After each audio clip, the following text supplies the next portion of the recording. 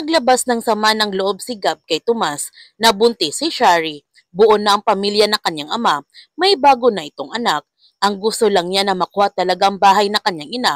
Tapos magkakalimutan na sila ng kanyang ama. Pero ang sabi na kanyang ama, makukuha lang niya ang kanyang mana kung ikasal siya nito. Ngunit parang hindi ito mangyayari. Saan siya kukuha ng kanyang papakasalan? Nag-offer naman si Tomas na papakasalan niya si Gab. Natatawa na lamang si Gab sa sinabi ni Tomas. Sinabihan ni Tomas si Gab na papakasalan niya ito kung may party siya sa kanyang mana. Ituring na nila itong parang kontrata lang at hindi naman kailangan legal. Kailangan lang may iharap siya ng kanyang ama. Napaisip si Gab na tamang suggestion ni Tomas, kaya magpapakasal na silang dalawa ngayon upang makuha na ni Gab ang kanyang mana para magkaroon na din siya ng freedom mula sa kanyang ama. Habang si Andres, sinusundan naman niya ngayon si Marcelo upang makahanap siya ng pagkakataon na makausap ulit ito. Nung nakita ni Andres ang kasama ni Marcelo sa isang restaurant, mukhang familiar sa kanyang mukha nito at kinunan niya ito ng litrato bago siya tuluyang umalis. Gayunpaman, nalaman na nga nila GB at Max kung saan nila makikita si Dexter Tienza. Nawerduhan naman si Max sa mga sinasabi ni Joris na may pinrotektahan. Pinapapatay na ng Ilcano lahat nasa master list, maliban na lang sa mga nahuli nitong pulis.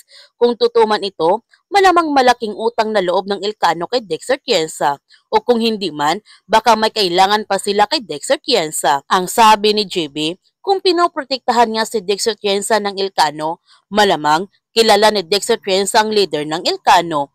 Ang sabi ni Max, imposibleng mapatumba ang ganong kalaking grupo. Ang sabi ni GB, kahit anong gawin niya ngayon, kahit sino pang bayaran niya, walang mapapalabas sa kanyang ama. Walang naniniwala sa kanyang ama sa loob ng gobyerno. Nagtanong si Max kay GB, tingin niya ito na lang talaga ang magagawa niya. Ang sagot ni GB, oo, nasundin ang bilin ng kanyang ama. Tapusin niya ang misyon na hindi natapos na kanyang ama. Habang nabubuhay pa siya, hindi siya titigil sa kakahabol ng Ilcano. Handa naman si Max na tulungan niya si GB. Pumunta na nga sina Max at GB sa bahay ng kabit ni Dexter Tienza at hinihintay nilang dumating si Dexter Tienza. Nung dumating si Dexter Tienza, agad na nilang pinasok ang loob ng bahay. Ngunit nung nakita sila ni Dexter, agad itong tumakas, kaya agad na nila itong hinabol. Nahuli naman si Max ni Dexter at tinutukan naman ng baril ni GB si Dexter. Sabay tanong kung sinong pumuprotekta sa kanya sa mga Ilcano, pero hindi sinagot ni Dexter ang tanong ni GB. Malalaman na kaya ni GB kung sinong leader ng Ilcano?